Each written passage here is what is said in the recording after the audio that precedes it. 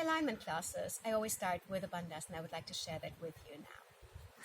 So the bandhas are energy locks in our body. The 5 main ones that we use in our outside classes are located in our palms, in the palms of our hands, in our feet, in our pelvic floor, in our core, in our belly button, and in our throat, in our head. So let's start with the hasta bandhas, the bandhas in the palms of our hands.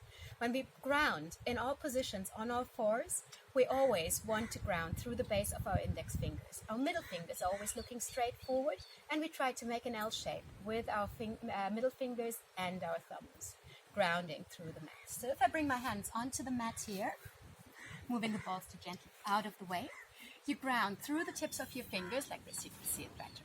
Ground through the tips of your fingers, grounding through the base of your index fingers where the most pressure is on, rotating your elbow pits forward, lifting the space between your shoulders. So you want to engage.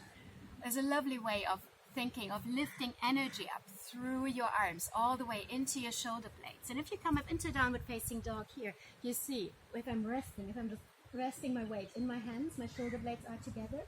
If I turn my bandhas on and imagine lifting up energy through my hands into my shoulder blades all the way into my sitting bones, you feel that, or you see that my shoulder blades are moving away from each other. So this is the kind of engagement we want to have here.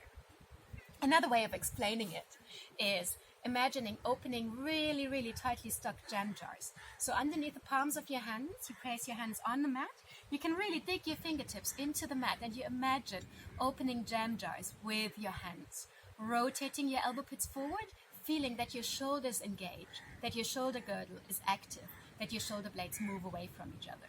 So with one hand you open, with the other hand obviously you bend close, reaching up through here, feeling your shoulders working.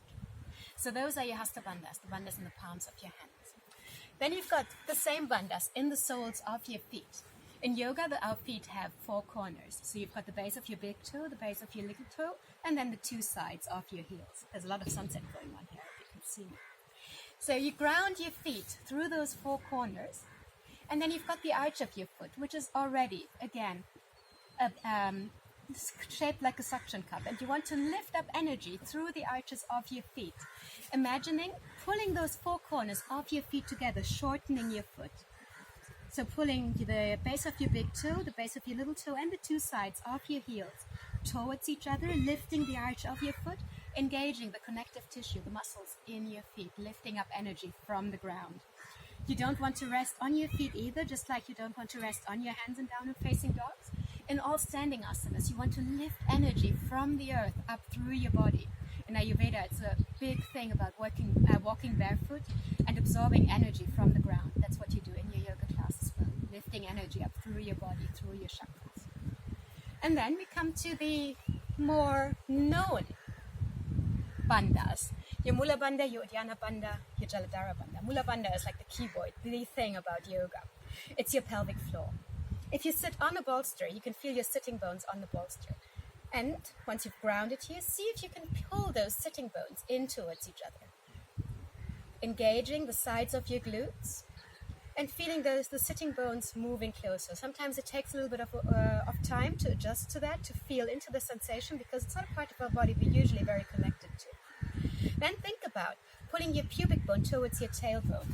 Not your tailbone towards your pubic bone, because I don't want you to tilt your pelvis forward to tuck, bringing your pubic bone forward, but thinking about pulling your pubic bone towards your tailbone, keeping the natural curve in your lower spine, in your lower back intact. And then your pelvic floor, to make it easy, is a circular muscle located here, and it's shaped like a dome. So thinking about sitting bones together, pubic bone towards tailbone, lifting that dome shape all the way up into a cone shape towards your belly button. And you feel that you're sitting much taller. And you've engaged the lower part of your core system. In this, you want to try, not on the first day, the first time you try it, but see if you can hold it during your whole yoga class. Don't hold it all day. That again is counterproductive, but try to hold it through your yoga class. Then you've got your uddiyana bandha, your stomach lock, and it's again about lifting energy up all the way through your body.